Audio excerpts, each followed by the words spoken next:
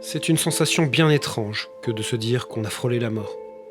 Se dire qu'on aurait dû être au mauvais endroit, au mauvais moment, et qu'un seul détail, un seul contretemps nous oblige à changer nos plans, et par la même occasion, nous sauve la vie. C'est ce qui m'est arrivé cette nuit du 11 décembre 2018, où nous devions nous rendre dans ce magasin juste à côté de la fusillade. Il n'y a malheureusement pas de mots pour décrire la profonde tristesse que j'éprouve, que nous éprouvons tous pour ces familles ayant perdu un proche. Quand un être vivant perd la vie, nous sommes, quoi qu'il en soit, tous affectés. Toute action a une conséquence. Nous sommes tous liés. Et il serait temps de stopper toutes ces rivalités, cette peur de l'autre, cette haine dont certains sont habités. Aucune des victimes présentes ce jour-là n'aurait pensé que la journée se terminerait de cette manière. Et c'est dans ces moments-là qu'on prend conscience du côté précieux de la vie, de son côté unique. Enfin bref, reprenons. Car si je suis venu à Strasbourg, c'est pour vous montrer et vous parler de cette magnifique ville. Bienvenue dans la capitale de Noël. Si vous me suivez sur Instagram, vous avez sans doute vu que je suis allé à Strasbourg l'année dernière. Mais il n'y avait plus beaucoup de décorations, sans doute la faute à un mauvais timing. Ce qui marque lorsqu'on arrive dans la région, c'est son architecture, bien particulière. Si vous êtes de passage, je vous encourage à aller visiter Egisheim et Colmar, qui sont vraiment splendides en cette période.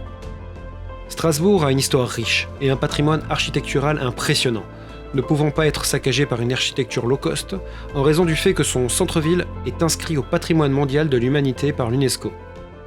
Vous pourrez y découvrir les vestiges médiévaux dans le quartier de la Petite France, ou y voir plusieurs établissements nationaux renommés, comme la Bibliothèque nationale et universitaire, l'Opéra national du Rhin ou le Théâtre national. Son histoire tourmentée a participé au fait de devenir le symbole de la réconciliation franco-allemande. Ne manquez pas non plus la visite de la magnifique cathédrale Notre-Dame, qui fut pendant une longue période l'édifice le plus haut du monde. Tout ça pour dire que si j'ai lancé cette chaîne YouTube, c'est pour vivre de nouvelles aventures, partager des projets avec des gens, découvrir le monde et laisser un témoignage de mon ressenti, de mon vécu. En devant faire une vidéo par semaine en plus de mes autres projets, cela m'empêche de tourner en rond. Je suis sans cesse obligé de créer du mouvement, obligé d'aller de l'avant, de me renouveler. C'est la raison pour laquelle je multiplie les créations de toutes sortes, les challenges, les collaborations avec d'autres artistes. Je progresse, j'apprends différentes disciplines, du motion design à la méditation. Je tente des choses, je monte des projets, j'écris des courts-métrages, des films, des séries. Il n'est jamais trop tard pour agir. Le bon moment, c'est maintenant. Mon but, c'est d'être heureux, de vivre le moment présent, de partager ces expériences avec vous. Montrer qu'ensemble, on est plus fort. On peut se tirer vers le haut. Restons optimistes. Comme vous pouvez le voir, le concept évolue de jour en jour, et il continuera à évoluer jusqu'à ce que le format me convienne.